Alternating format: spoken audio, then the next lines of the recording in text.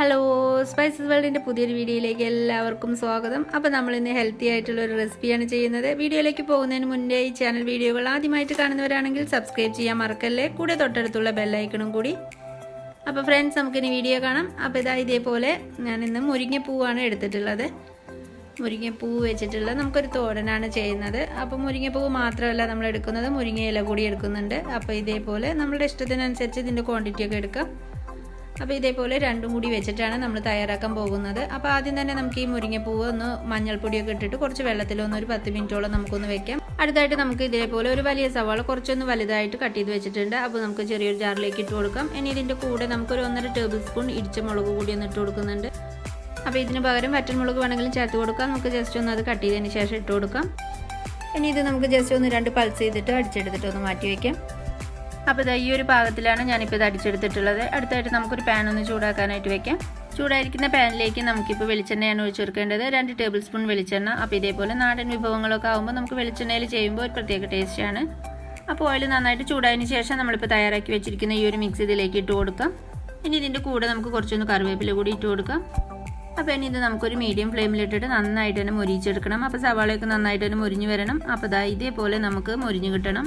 അപ്പോൾ ഒരു മീഡിയം ഫ്ലെയിമിലിട്ടിട്ട് തന്നെ നമുക്ക് ഇതേപോലെ മൊരിച്ചെടുക്കാം. ഒരു കുറച്ചൊന്ന് ടൈം എടുക്കും ഇതേപോലെ ഒന്ന് മൊരിഞ്ഞ് കിട്ടാൻ. ഇനി നമുക്ക് ഇതിലേക്ക് ഒരു 1/4 ടീസ്പൂൺ മഞ്ഞൾപ്പൊടി ഒന്ന് ചേർത്ത് കൊടുക്കാം. അപ്പോൾ അടുത്തായിട്ട് നമ്മൾ ഇതിലേക്ക് ചേർത്ത് കൊടുക്കുന്നത് മെയിൻ ഇൻഗ്രീഡിയൻ്റ് ആയിട്ടുള്ള മുരിങ്ങപ്പൂവാണ്. അപ്പോൾ ഇതേപോലെ മഞ്ഞൾപ്പൊടിയൊക്കെ ഇട്ടിട്ട് നന്നായിട്ട് കഴുകിയതിന് ശേഷം ഡ്രൈ ആക്കി വെച്ചിട്ടുള്ളതാണ്. അപ്പോൾ നമുക്ക് ഇതിലേക്ക് ഇട്ട് കൊടുക്കാം. ഇനി ഇത് ഇതേപോലെ നമുക്ക് ജസ്റ്റ് ഒന്ന് മിക്സ് ചെയ്ത് കൊടുക്കാം, അടിയിലുള്ള മസാലയൊക്കെ ഒന്നായിട്ട് യോജിച്ച് വരാൻ.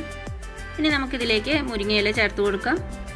അപ്പോൾ മുരിങ്ങയിലയെ നമ്മൾ ഇതേപോലെ കഴുകിയതിന് ശേഷം നന്നായിട്ട് വെള്ളം ഊറ്റി വെച്ചിട്ടുള്ളതാണ്. ഇനി ഇതിലേക്ക് ഒരു 1/4 ടീസ്പൂൺ ഉപ്പ് കൂടി ഒന്ന് ചേർത്ത് കൊടുക്കുന്നുണ്ട്. അതിന് ശേഷം എല്ലാം കൂടി നന്നായിട്ടൊന്ന് യോജിപ്പിച്ചെടുക്കാം. അപ്പോൾ ഇതേപോലെ നന്നായിട്ടൊന്ന് മിക്സ് ചെയ്തെടുത്തതിന് ശേഷം നമുക്കിതൊരു 5 മിനിറ്റ് ലോ ഫ്ലെയിമിലൊന്ന് ഇട്ടിട്ട് മൂടി വെച്ച് കൊടുക്കാം. അപ്പോൾ ഇത് 5 മിനിറ്റിന് ശേഷമാണ് നമ്മളിപ്പോൾ ഇത് ഓപ്പൺ ചെയ്യുന്നത്. ഇനി നമുക്കിത് നന്നായിട്ടൊന്ന് കൂടി ഒന്ന് ഇളക്കി കൊടുക്കാം.